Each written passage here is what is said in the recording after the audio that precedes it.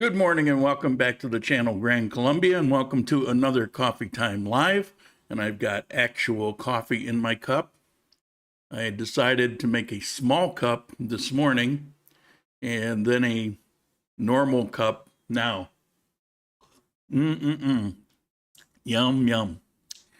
Okay, got a lot to cover today, but I'm not sure how much I should cover. So I'm going to kind of play it by ear. And no, it's not clickbait. The topic is the topic. It's real. And I'll explain everything about it. Let's see. Peso exchange rate, 38.32 as of right now. And temperature is 79 degrees. It's going to be kind of a sort of a warm day. Probably get up to 82 to 84 degrees. And let's see. Yeah, there it is. And a low of 67. And usually it's 63, 64 degrees. But it's amazing. I live in a place where it's a surprise to be 1 or 2 degrees off. I have to stop and think about that sometimes, coming from upstate New York where we would have 100-degree swings, you know. It's just, but it's where I live now. Somebody asked me about my microphone. It's right here. This brand, it's called a Toner. It's made in the USA. And it was $32 on a sale with this mount. Is horrible. This arm, it's total trash. It falls down on me, but you know, what do you expect for $32? I'm surprised the microphone is as good as it is. I think it sounds pretty good. It wouldn't be a good microphone if this were like recording voices and songs and things like that. But considering YouTube or Rumble or any of the platforms, it's restrictive of how good it can be. And so I could put $200 into a microphone and it probably wouldn't sound much different. So to whoever wanted to know that, I mean, I know who it was, but there you go. You wanted me to kind of explain what it looks like. Well, this is what it looks like. Oh, I could do this too. This is one of those little pop things. That's the rest of it. But when you do a lot of P's, without that, it kind of pops. So that's why they make that. All right, let's see. Let's do the chat here first. Yuka, he sent in an early contribution. I know it's the wrong day, but I'll be busy. Brian, early this morning, I think 5 or 6 in the morning, maybe. I don't know. It seemed like it was early. I started working on today's video at 5, but that's typical. I've been missing the live show lately, but I do watch later in the day. Perfect topic. My wife is scared to move back. Don't be. And after you watch, you'll understand why. Charles, war now in Colombia until Wednesday. Don't notice anything different. Well, you won't as long as you're, you know, around here. Coleman, now you're in Dallas. Man, I can't imagine. I could live off of what you spend on airfare. Rob, good morning from Fort Lauderdale. How you doing? 354 days. Now, for some reason, all of a sudden, it seems like it's kind of moving. Maybe I just wasn't looking at the numbers before. They were too large.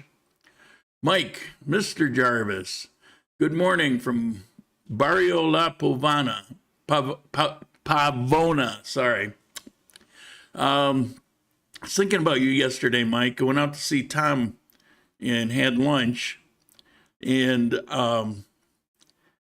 I asked him about Circassia, and he gave me 50 reasons. I'm thinking you should be there to hear it, but you weren't there to hear it. But let me say that his opinion was very similar to what I told you.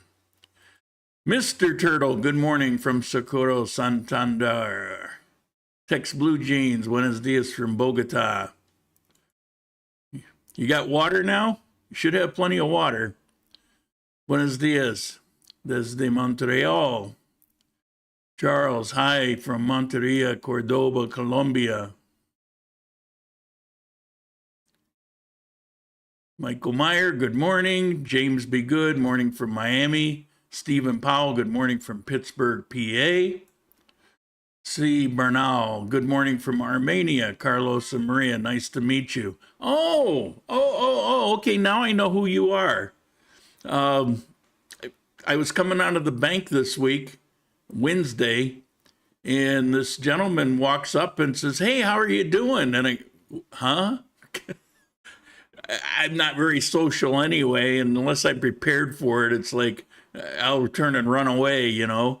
And he was standing there with his wife, so I said, okay, and you are who? And then he told me he watches the channel.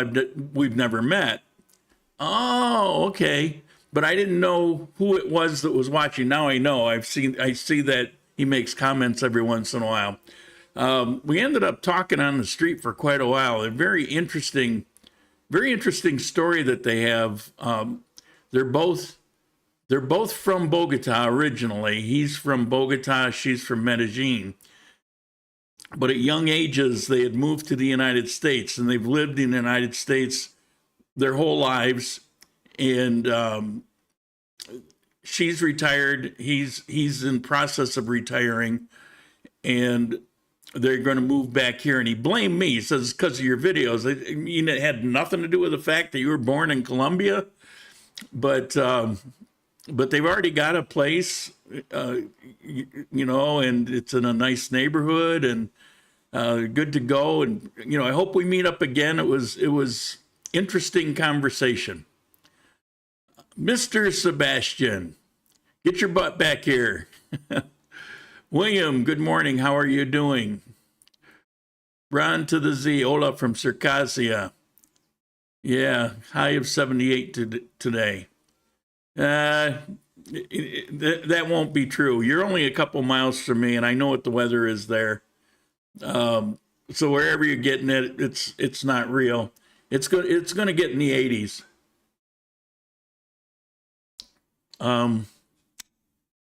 Okay.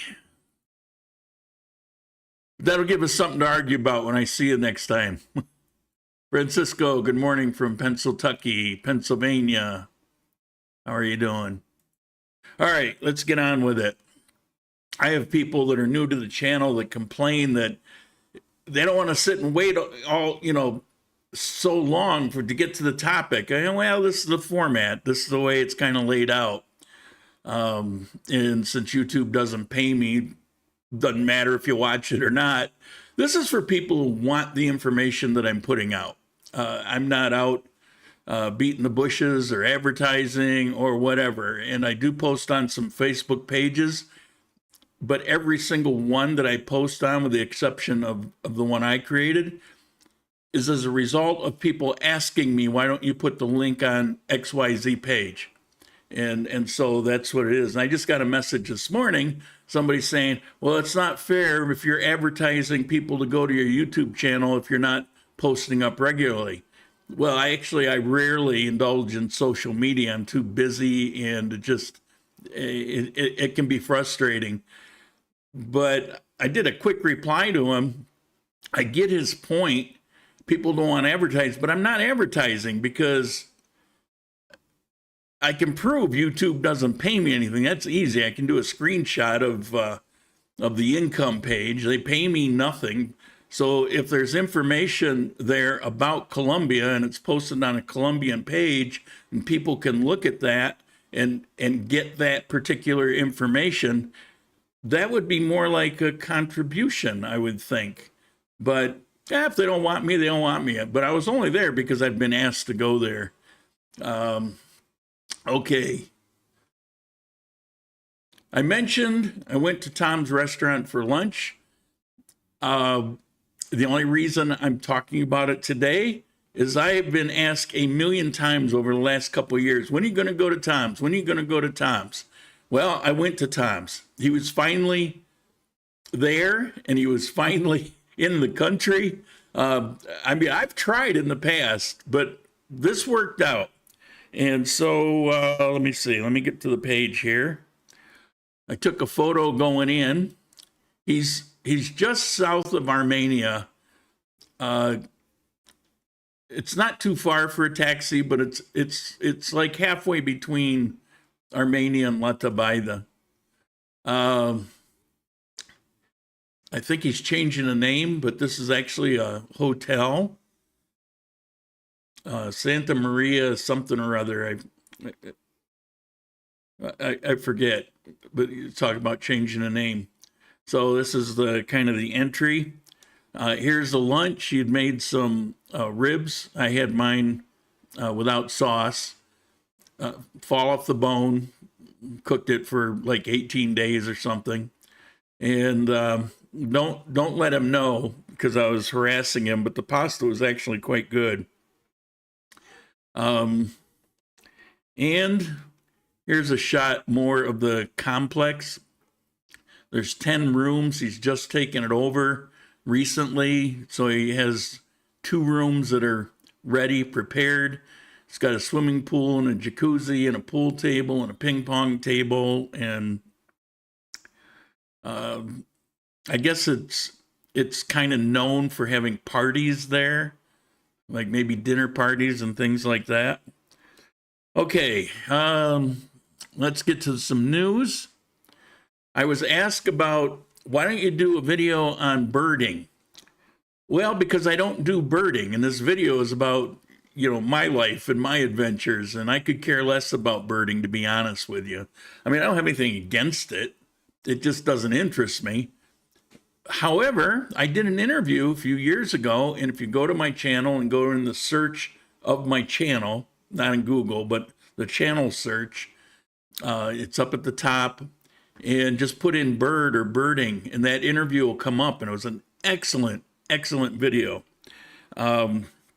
But in the news, Colombia, country of beauty, is the best for bird watching in the world. Now, is that true? Well, apparently, there's some event that takes place every year since 2015. And I'm not quite sure. You guys let me know if you're having any stream problems, because YouTube is sending me a thing. Because of the topic today, they might end up throttling me, or they might even end up cutting my stream off. And then I'll just have to go to Rumble from now on and just deal with the issues. There's nothing I'm going to show today that violates anything. But there are things that I could show. If it was on YouTube, I would, but that would violate terms. Okay, so anyway, on this birding thing, there's something that they do once a year, and they go, and I don't know if it's a 24 or 48 hour period or whatever it is, and it's how many types of birds can be spotted. And they do it, like here it says in Peru and Brazil and Ecuador and India, because those are like near the top of the list. Well, since 2015, with the exception of 2021, we all know that was a chaos year anyway, it's Colombia's consistently occupied first place in the ranking, with records of 1487 species in 2017, 1565 in 2018, 1617 2019. This year, God, I don't remember. It was right around 1600. But this year they discovered 5 new species that had never been seen before. So I guess if you're into birds, that's probably exciting. Yeah, YouTube is flashing this thing. I would be interested to know. Let me know if it goes haywire at all. Yeah, I got this big yellow banner. Okay, next item.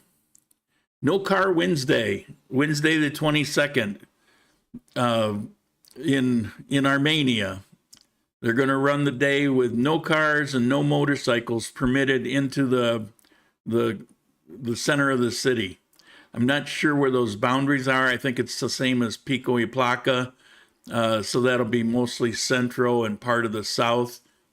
But like if I were to leave in a car, I can actually go around it one way or another way. There's two ways I can go around one side or the other side of the city.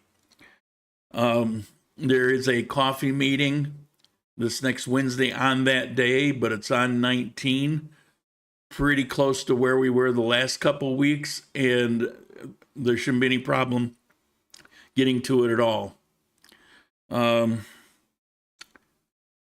So there was a statement. Oh, I didn't put it on here. What was it? The benefit is noise. They said that when they run without vehicles, the sound is 5 decibels on average lower than when it is with vehicles, and that has a lot to do with the stress that people carry in the city or something like that. Okay, next one. Food carts. Now, if you walk around Central, you love these things. You love the fresh fruits and different kind of fruit carts, and they almost always have these colorful umbrellas. Well, there were about 1,500 of them that were kicked off the street. These things are supposed to be there by permit. Many of the permits are done by lottery, but you can be grandfathered in. And there's been a lot of carts that aren't supposed to be where they are, and it's causing problems with traffic because they're plopping them out in the middle of the street. Okay, maybe not the middle, but they're into the street, which creates an obvious issue. And so for the last few months, they've been making an effort to go around and get the carts that aren't permitted off the streets. Now, when we get to our topic later, you can look at this one and say, yeah, those are first world problems, carts in the street. But everything's relative. Okay. I'm going to talk a little bit about my project because it pertains to today's topic. This is the beginning of the website to sell bags of coffee. And this is a proposed bag, what it's may look like. Not completely sure yet. This is the what do you call it? The logo. And that's my friend and business partner. And that's her in real life, not the little cartoon thing. Now, what does that have to do with today's topic, which we are at now? Well, let me give you a quick rundown. I've talked about this before. There's areas of Colombia, they're called red zones. And when you read like the U.S. Embassy or the U.S. State Department, they'll put out a statement about how dangerous it is to go to Colombia. But then if you actually read it carefully and read the fine print, they're talking about the red zones in particular. They're not talking about Armenia or Manizales, for example. They're talking about these red zones. And it would be similar to, if you're in the United States, being cautioned not to go to certain areas of Chicago, or if you're going to go to LA, don't go to certain areas of LA. It's similar to that. Every country has its issues, but Colombia has issues that have been dragging on for decades. Before World War II, but then it kind of reasserted itself after World War II for 10 years, La Violencia, where it's basically just civil war. And you can look it up. There's all kinds of information about that. But Man, a yellow banner is driving me crazy. They put that, it's a big yellow banner. It's not even a small thing. I can't look away. It says you're not seeing this, or hit or miss. Okay, so in the red zone, basically what you have is along the coast, along the Venezuelan border, like north of Cucuta, well, some east and west, some on either side of Cucuta, and even involved in Cucuta somewhat. Although the bigger cities, they tend not to be involved in. The ones on the Venezuelan border is primarily the ELN. The one along the coast that is mostly the Mexican cartel, the Gulf cartel. And then you have, and out in the Amazon, part of the Amazon where people would never go, you've got divisions of the FARC. In the south part of Colombia, down to the Ecuador border, you have remnants of what used to be the FARC. But in the last year or two, they've been kind of reconstituting themselves. They're back to calling themselves the FARC, and they're back to wearing the armbands. All of this was supposedly negotiated away, but, they're back. And they have set the yellow banners down. They have set their sights on a particular state or department that they are flexing their muscles. And in this particular area, the players are the FARC, various factions of the FARC that actually sometimes will fight against each other. You have a small contingent of ELN, because they're trying to, they were for years enemies of each other, but they've been kind of cozying up lately. You have indigenous people there that are playing one side against the other, because you also have the government. And that's my personal opinion. And maybe I can explain that sometime. Then, of course, you have the National Army, who's somewhat involved right now. And then you've got the civilians. And what it primarily is about land and growing crops. These are all criminals. You can call them whatever you want to call them, but they're all criminals. And this is what's going on. Let me show you the map. The area I'm talking about is just south of Cali. It's called Cauca. That's the state or the department. And I surrounded that, more or less, its borders in blue. And you'll see in the middle of that a red squiggly line. That squiggly line is where, for the last, at least the last month or so, there's been some pretty serious fighting, bombing, shootings, going on there. In the little circle, the Santander, I've got the name and the arrow. That's like the largest town there. Most of that department is jungle populations, very small populations. The FARC likes that because there's not a lot of infrastructure. There's not, a lot of police or military, and so they can kind of do their thing and grow without really being bothered very much. Some years ago, when they had a president called Uribe, he had enough of this stuff, and he went around and actively pursued these criminals all over Colombia. Medellin at the time was actually under control by criminals. You couldn't leave from one barrio to the next without paying a toll. And at night, you didn't even want to leave your barrio. You better be home. They were prisoners in their own city. He went in and he sent the military in with helicopters, repelling troops down. I remember the pictures of that. I had just left Colombia when he had sent these in. And my ex-wife, she had relatives there, so I was getting all kinds of information about it and pictures and that sort of thing. And he beat these people back to the point where there wasn't much left of them.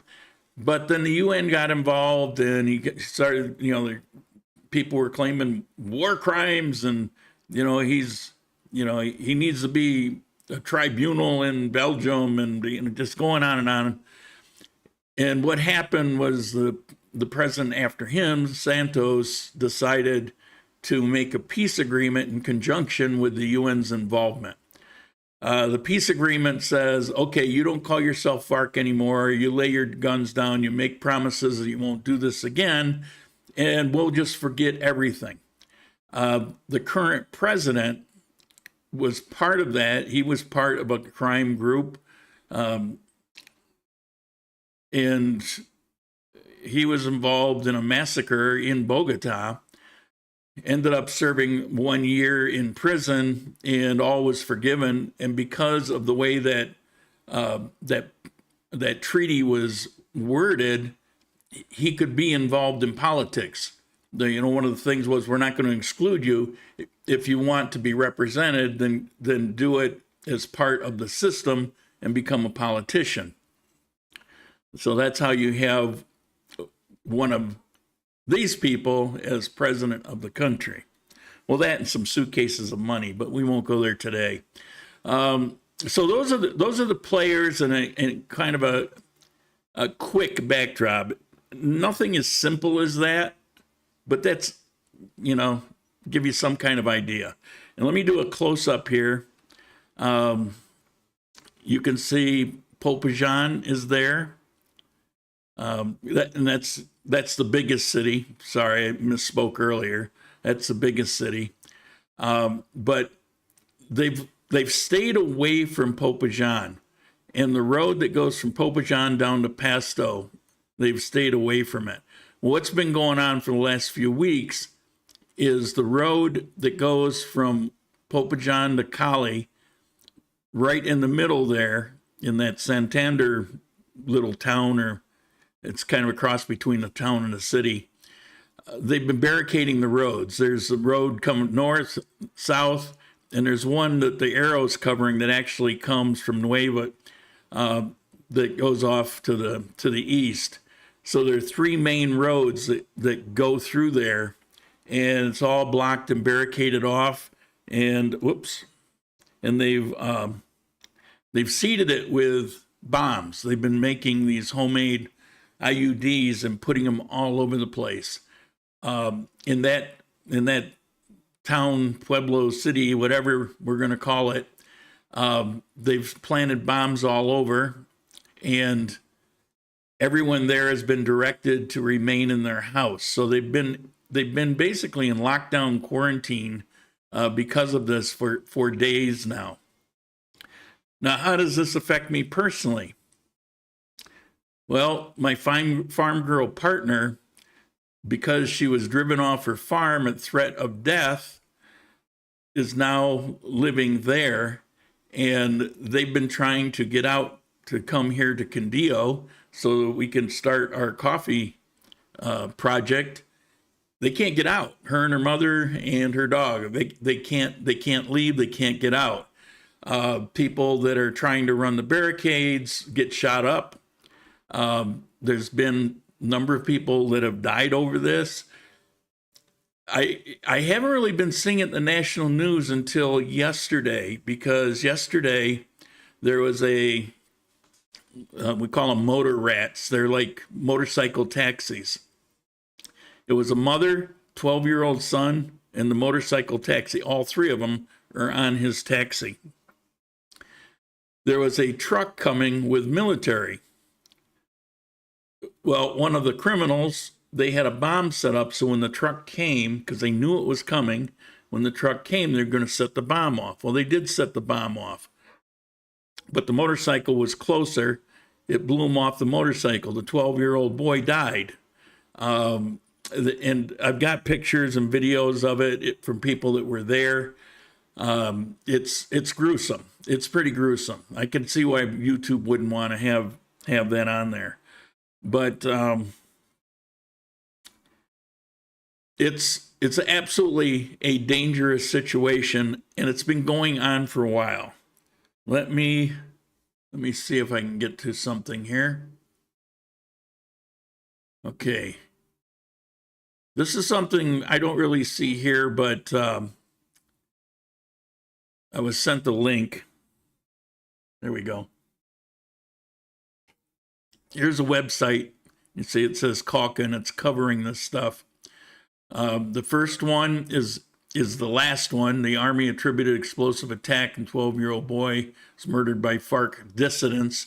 They're calling them dissidents now. And another article, same thing, 2 days ago. Government proposes a regional pact with the communities of Calca and Nariño to keep the highway clear. They've been going back and forth on this, clearing the highway. And I was asked, well, what are they after? What's the purpose? Well, the purpose is they're claiming the territory, and they're asserting themselves, saying, this is ours, and you can't do anything about it. But the people that are considered the mediators are the indigenous tribes, and they're saying that it's really about teachers, that they're short teachers in these towns, and they need teachers to come in.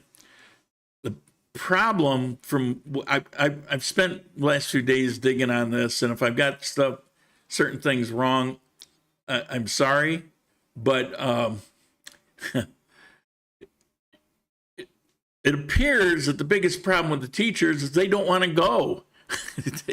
They don't want to go in there because it's dangerous, and it's been dangerous. There was an explosion near a military base 9 days ago. Children of certain officials kidnapped. I believe that they were just released. It's hard to tell. Kidnapping has made a comeback there. As a matter of fact, the family of the farm girl, they're insisting that I do not come. Now, this was quite a while ago. If you remember, we met up in Cali because they didn't want me to go there. I hadn't heard anything on the news about this. It's like maybe Colombia is just very sensitive of their past, and so they don't want to say this because people will say, well, we're not going to go to Medellin and spend a lot of money if we know that this red zone is hot. Well, the thing is, we've known about the red zones. It's just that where I was going to go, it's like, it's really right on the border of that area, except it's a key location. And so they're very active there. And kidnapping is a thing. Minister of Defense responds to request of FARC dissidents to release 3 kidnapped people. Okay, I haven't heard that the children have been released yet. It's those 3 I heard about. FARC dissidents asked the government for conditions to release prosecutor and civilian. Those are the 3 that were released. Report of a murder of a social leader in a rural area. Cruelty of the FARC. They ordered desecration of military bodies. They're ordering that they're beheaded if they catch the military. Another explosion in Calca, that was 12 days ago. 2 soldiers were murdered 12 days ago. Incendiary balls in an attack 13 days ago. It goes on and on and on. I'm not going to bore you with just sitting here reading headlines, but there's 15 days. Let's go. Let's move down here. Operation against dissidents, critical situation in Calca. They released 2 people, including a minor. This is all a month ago. Violence in Calca, citizens fear for their lives in the face of escalation of the conflict. It was maybe about 6 weeks ago when this really started picking up steam. And I don't know why they're acting like this falls under a treaty where it's handled with kid gloves, and the military that are there. I mean, I spent time in the military and the Marines, and nothing ever would have been done the way it's being done. People are just kind of trickling in. They're more or less doing their normal operations, and when they hear about something, they just go out on a patrol like 2 people, you know, and then somebody gets kidnapped, somebody gets murdered, whatever. Bombs are set, and it just kind of plods along without any real effort applied. It just boggles my mind. Hold on. So I'm not sure. I'm not sure what the deal is. What, you know, in my opinion, for whatever that's worth, I would round up the troops, and it wouldn't be a day by day, and it wouldn't be a training exercise. It would be go in and let's extinguish this problem, because you have civilians that are caught being murdered, being blown up, and you have a military who's pledged to protect them, basically barely able to protect themselves, because they're not giving it attention. They're acting like this is a peace treaty violation, and they need to walk on eggshells so it doesn't blow up. And somebody in the party, I think it was the indigenous, invited the UN in. They want the UN to come in. Well, that was a disaster last time. So a lot of that's my opinion. A lot of that's fact. I think I made it clear what part was my opinion. Let me go over the chat. Video, audio, good. That's good. Tommy, all okay. Awesome. Turtle, you should get Nick back on the show for the birders. I don't know if there's that many birders to worry about, honestly. In Pennsylvania, high is 69. Nice. That's kind of perfect. Problem is, you only get that a couple months of the year.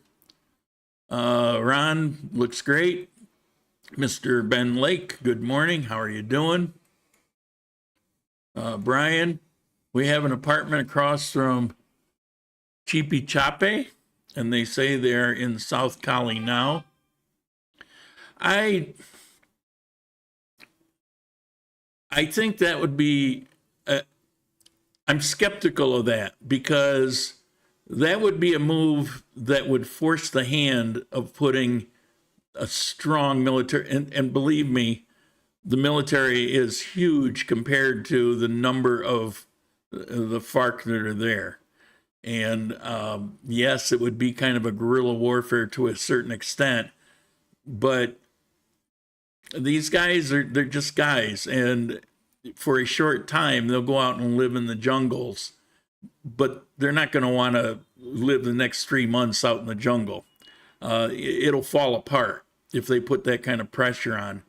So are they there? I don't know. I think what happens is people start talking and things get blown out of proportion.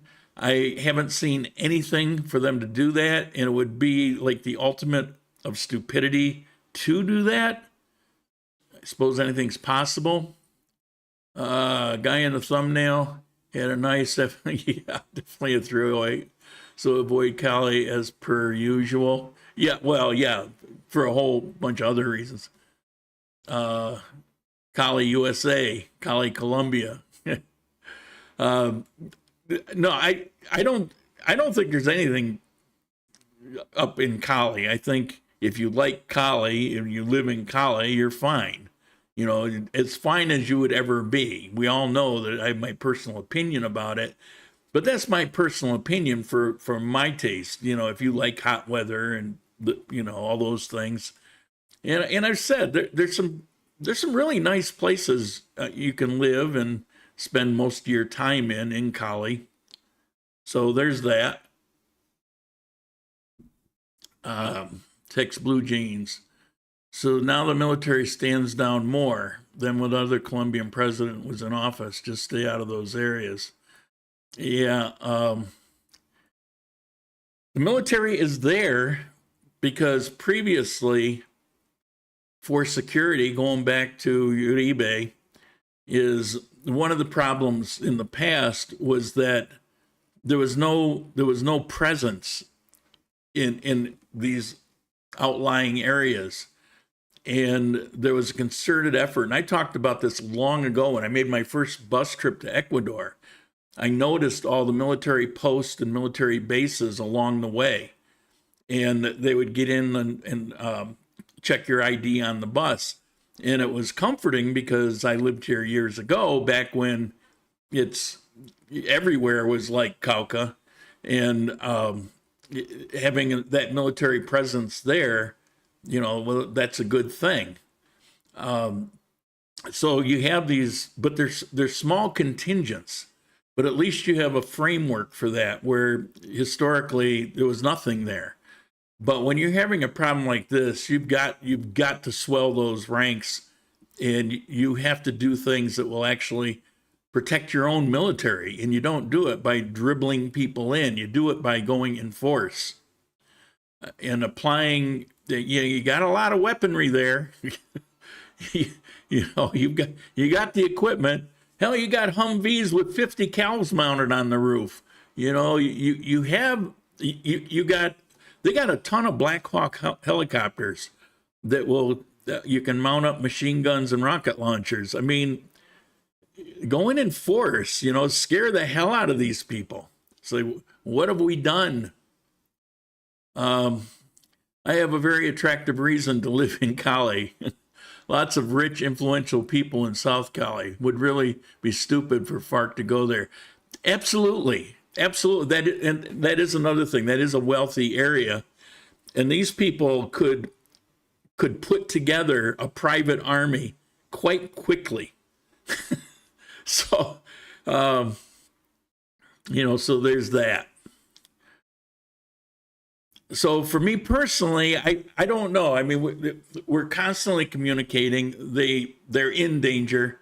They found a bomb just like a couple blocks from where they are, just down the street. 3 or 4 days ago, a guy was shot off his motorcycle.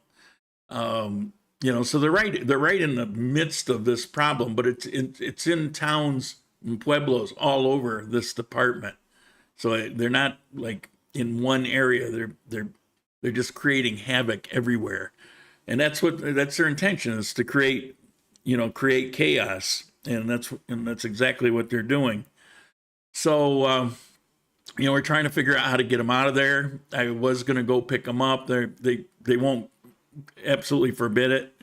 It would be stupid, because if I get kidnapped, then they're going to get kidnapped too. And so they're trying to find a driver. So as soon as those roads are open, the driver will bring their stuff and bring them and drive them up here. Right now,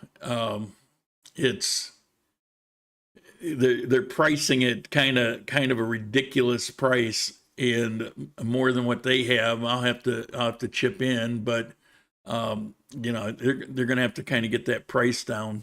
You got somebody trying to profiteer.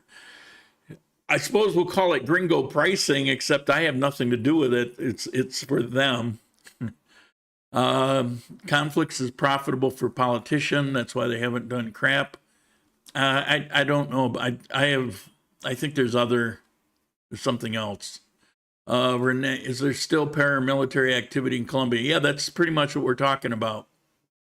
Edward, but again, I don't want people to go away from today thinking, oh, it's spreading out. This has been in one of those areas where you don't go there. Don't go in these areas, because they've been there. They've been there for years. They're just acting out right now, but they're acting out in their own area. So it's not, for me, my life doesn't change. If you're in Medellin, your life, it's not affected by this. It doesn't change, but it affects me because of what's going on. God forbid any of those poor innocent civilians have a legal gun by their side to defend themselves against kidnapping.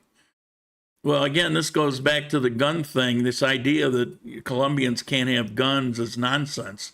They absolutely can have guns.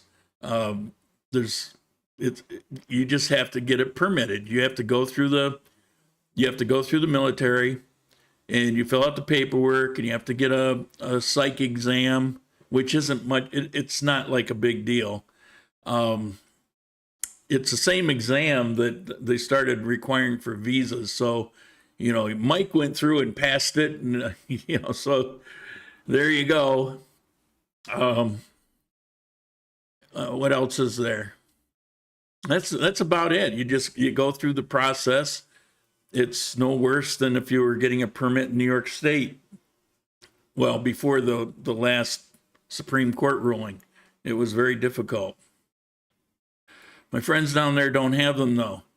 That's true. But the minute they walk out the door with them, it would draw attention. And if there was anybody around, they would get shot just for having a gun in their arms. So I'm not saying that's a good thing or a bad thing. I'm just saying that's the way it would be. The thing is, they don't have a gun culture here. Most people don't think about having a gun. They don't grow up, and this isn't for everybody, because there are places that, there's certain ranches that where, particularly if you go north of Bogota, that's a huge ranching area. Those ranchers carry guns. They'll carry pistols on their hip. It's kind of like the West. You got snakes up there. You got, that's kind of a gun culture area. It's a cowboy area. But you have other places where it just isn't part of the culture. It's not something they even think about. So you can't take concepts and ideas from the United States and just kind of put it as a template over another place.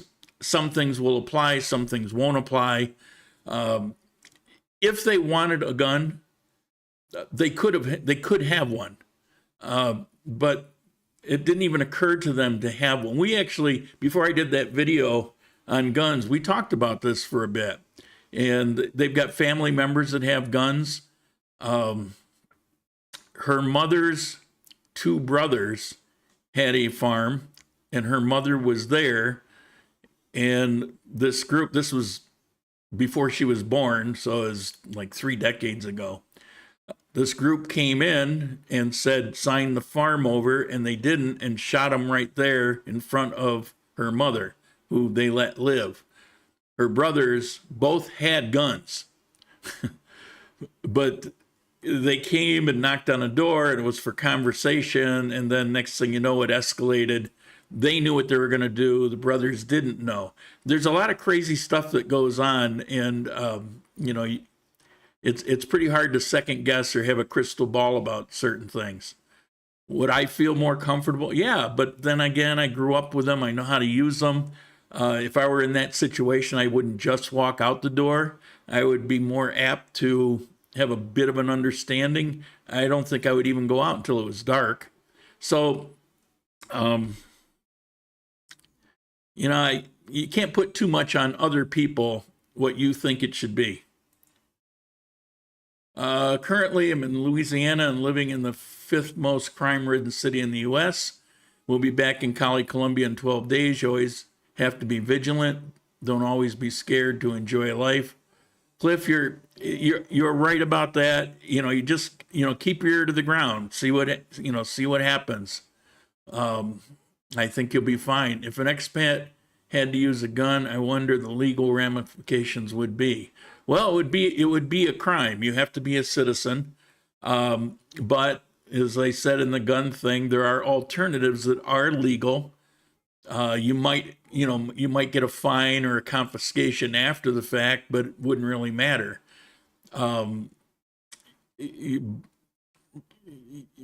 There's nothing. Crossbows aren't considered to be a rifle or pistol or some of these. We talked a little bit the air gun, pellet guns. Some of them are actually lethal. They're legal. You know, they sell them in the malls. So there are some alternatives. Or what you can do is you could contact the local security business, hire 2 guys with shotguns to come over and escort you somewhere. Wages are very inexpensive here. That'd be you could do that a whole bunch of times before you came up with what the cost of the gun was. It's so crazy they don't think about having a gun. Seeing Fark all the time. You don't see Fark all the time living in Cali. That's just craziness. Maybe one in their purse concealed for self-defense. The Fark, these people, they're criminals. They're criminals mostly in the illicit drug trade. That's primarily what it is. There's other things. They don't bother people. Like, they're not going to walk up to somebody and, you know, put a gun to their head, you know, just a civilian walking down the street. So that pistol in the purse is pointless because they'll never be threatened by that FARC. That they have other things that they're doing. That kid that was killed off a motorcycle and the mother and the motorcycle driver, I think one of them died after the fact. So I think 2 are dead out of the 3. But a gun wouldn't help them. Look, I'm not anti-gun at all. I love guns. My entire life was involved with weapons from 8 years old. Gun clubs, Marine Corps. I don't know if there was a time in my life when I didn't have guns of one sort or another, multiple, in my possession. But I'm living in Colombia, and I'm seeing things from a point of view of people here and the history of what's going on. And these conflicts that have taken place, when that's happening, remember earlier I was talking about these different factions. They're the people doing that. If you stay out of their way, you'll be fine. But if you walk out your door and you're not part of that particular faction, you've become a target where you wouldn't have been otherwise. So there's an argument for being careful about that, because you and a gun is not going to take on 5 people with semi-automatic or automatic weapons. It's not going to happen. You're fooling yourself.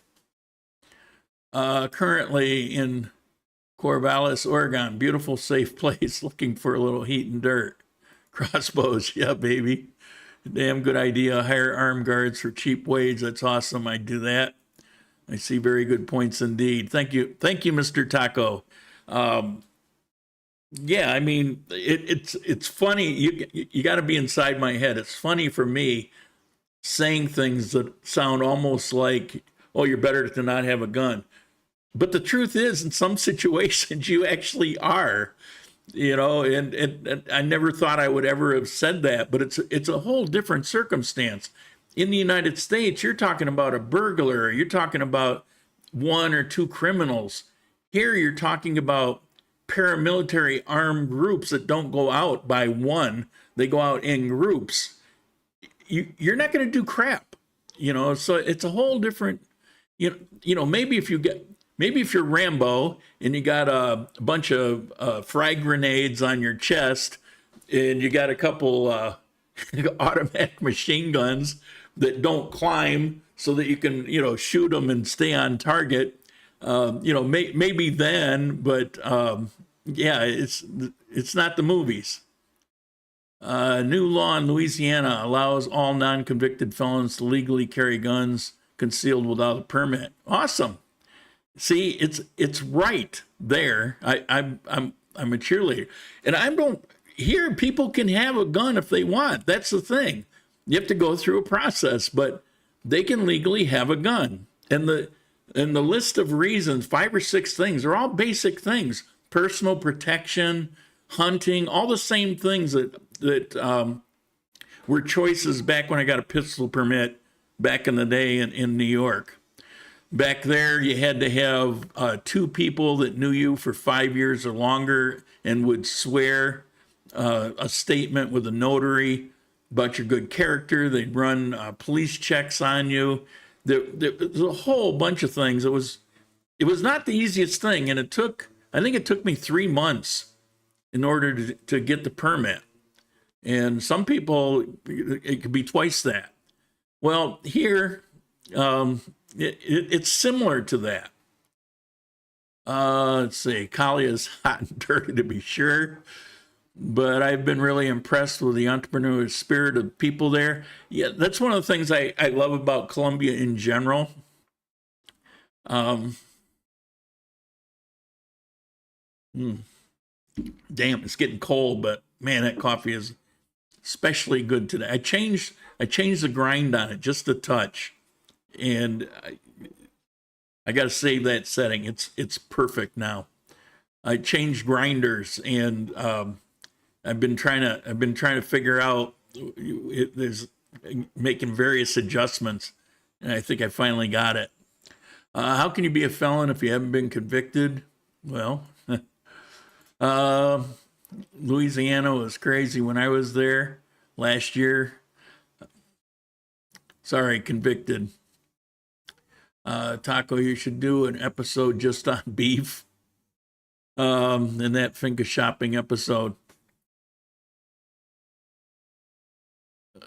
Yeah, well, I'm going to do the farm thing, but I'm doing it with her because they know farms. Their families own farms for generations.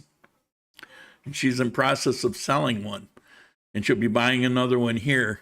So it doesn't make sense for me to come up, secondhand. I'll include her in the video. Now, she doesn't speak any English at all, so I don't know that she'll be in the video or what, but I want to include her as I go through the process, and I got questions, and, if she'll certainly know. Colombian beef and beef farms, their farming practices, grain versus grass-fed. Yeah, I don't know if that would make a whole video, but I've talked about this on and off in videos before. Colombia has,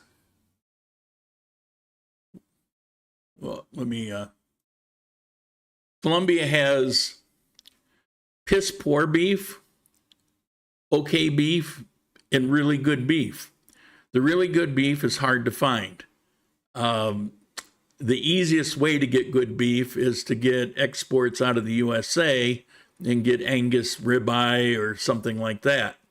That's readily available. It's expensive.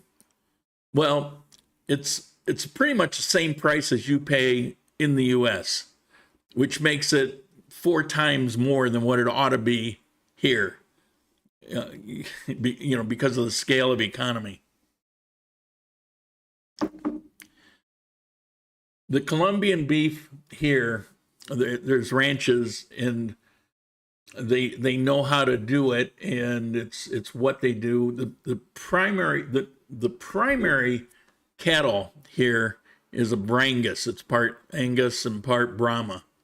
That's very popular here, and they do finish with grain. Mike and I were talking about this. If I can remember, I think it's the last month. I think it's the last 30 days. It might be a little longer. They're grass-fed, but they finish with grain. Because the thing is, if it's totally grass-fed, they're going to be tougher. They won't taste as good. There's a reason, good beef is finished with grain. In Japan, that's all they ever get. But they get massages there too. So you can get good beef. What you really need to do is find your sources. And where I find my beef is online. And I'll order it and I'll get it the next day. It'll be flash frozen. It'll thaw out, and it's just like if it were fresh. It's awesome. The beef in Argentina is good. Why not in Colombia? Well, there is good beef in Colombia, but Colombia, it it's different in Argentina because for them it's a massive export product. We get Argentine beef here, as a matter of fact, and it can be quite good. It can also be so-so. In Colombia, they don't have a massive export product.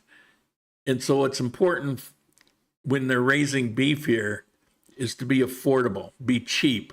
You don't be cheap with cattle by putting into them what's going to make it like top line. People, you have a good portion of the population that's poor or lower middle class, and even middle class out of tradition. They're just not going to. They're not going to eat a thick ribeye, for example. They take their meat, they cut it real thin, and they cook the hell out of it. That's how they do it, because it goes back. It's traditional, because back in the day, if they didn't do that, they could get worms. It could be unhealthy. So they would cook the hell out of it so that it was edible and you wouldn't get sick from it. Well, now the beef isn't like that, but they still, if you grow up eating something, you develop a taste for it, and so people have a taste for it. It took me a while to figure out what's going on here, and a lot of questions. I found the pork to be good in Colombia. I think the pork here in Colombia is the best I've ever had. They're big on they have what do you call it? There's a national organization that certifies how they're raised, how they're slaughtered. They have all these rules, and you'll see them in some restaurants. You'll see it on packaging. And the pork here, I don't know. I've never had better. I'm not saying that I wouldn't go to a place and have as good, but I'll tell you, pork in the United States was kind of flavorless, and you had to do things with it to give it flavor. You had to do a lot of sauces and things like that. And pork here has a really good taste. It's not any kind of gamey taste or anything. It just has really good flavor. And I love pork here. I eat more pork than anything here, and I never would have thought that. Chicken, it's okay. Chicken's chicken. I have it now and then. I have beef now and then. Mostly what I'll eat is some sort of pork, or I use hamburger meat. Not necessarily hamburgers, but I make something and I'll take ground beef and cook it up and put that in, or something like that. There's probably a local farm you could get a relationship with and buy bulk when they harvest. Bulk what?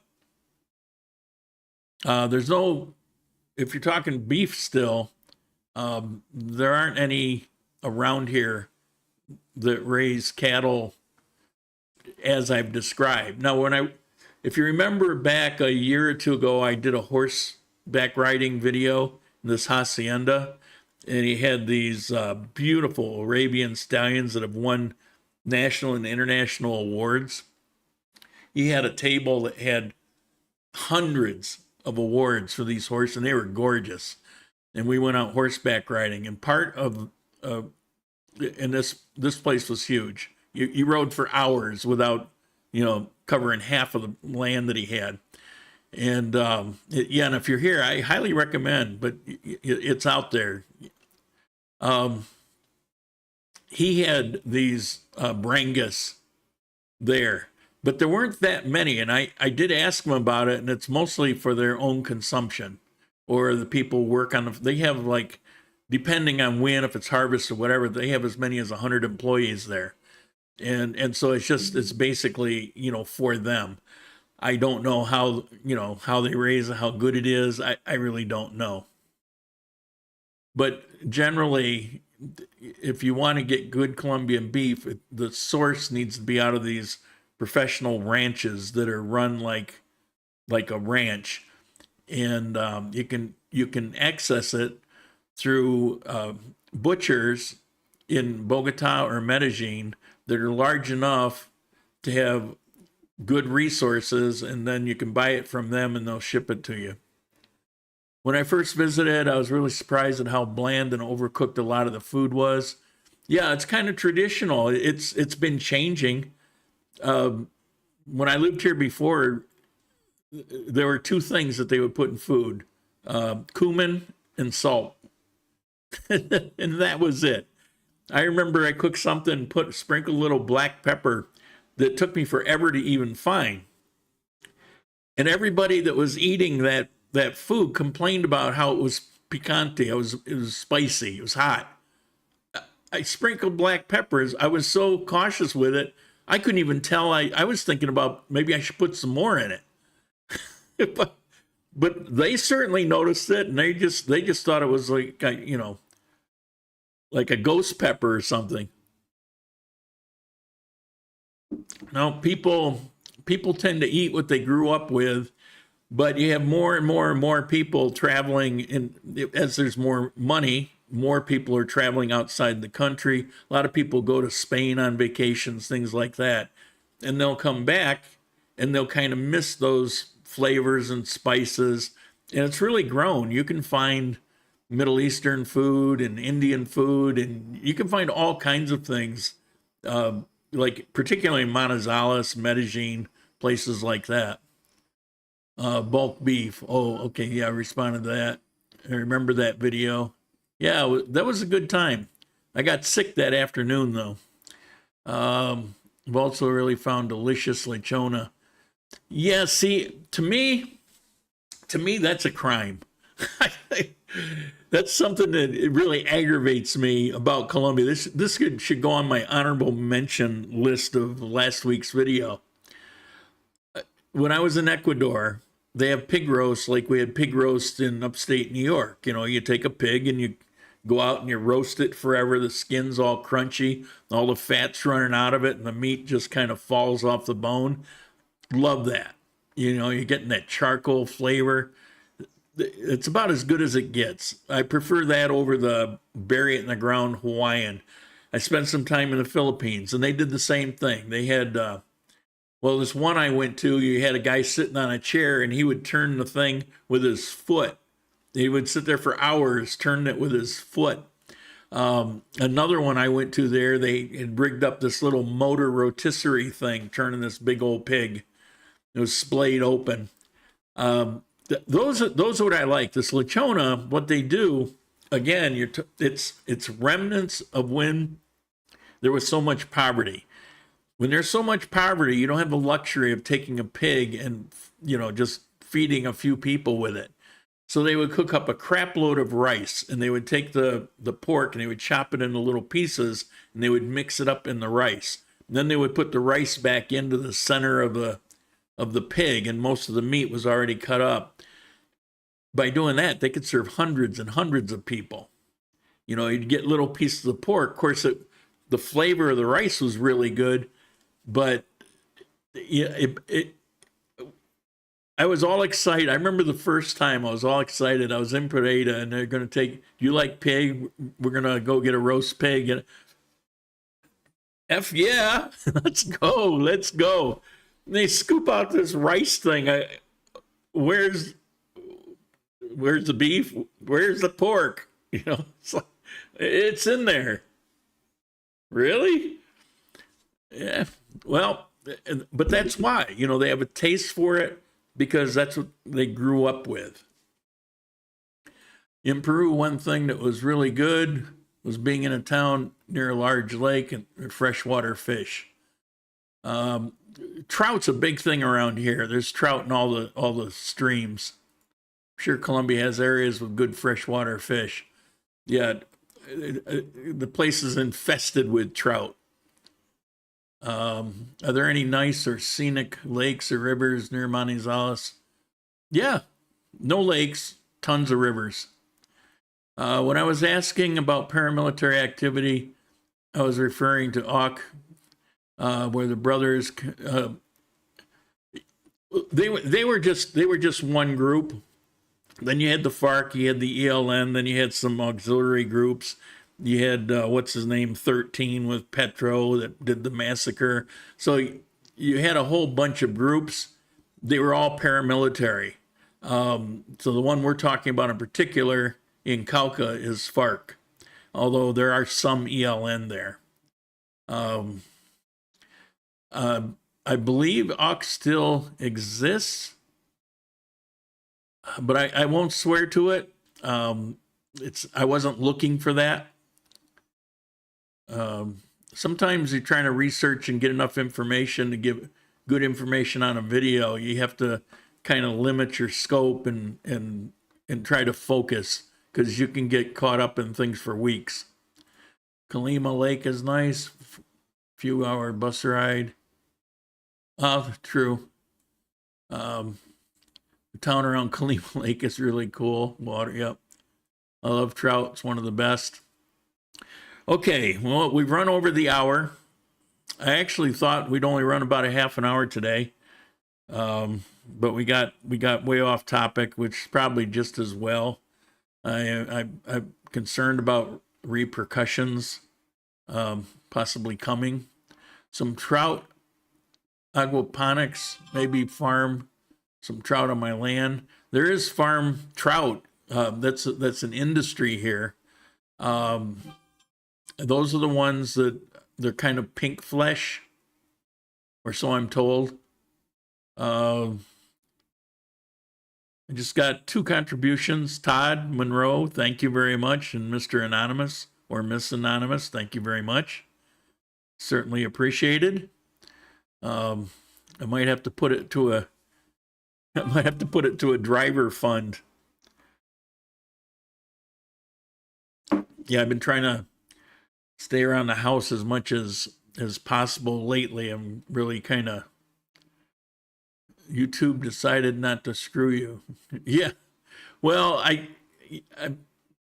I wasn't walking on eggshells because of YouTube. I figure what happens there happens. I'm concerned because they are doing kidnapping. What if, for some reason, somebody sees the thumbnail or the topic and somebody can speak English and they're in that group and they try to hunt her down thinking, well, that's somebody that we can, you know, these things you have to seriously think about. And so I was intentionally vague and even somewhat misleading on a few things, but only personal things like that. Okay. Yeah, I've been sweating bullets over the thing, and you know, I've been assured that it'll be fine, but you never know. Okay, we're gonna end it here. Thank you all. Thank you for the contributions. Thank for you people that are here week after week after week. I get to know a lot of you. Mr. C. Bernal, we need to get together and hang out a little bit. That was a fun conversation.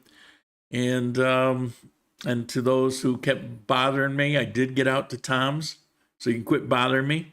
I took a number of clips. I'll see if I can put it together for like one of those little 3 or 4 minute short videos and upload it. As long as they came out, I think they did. And with that, we're gonna end it here. I'll see you guys next week, barring any complication. A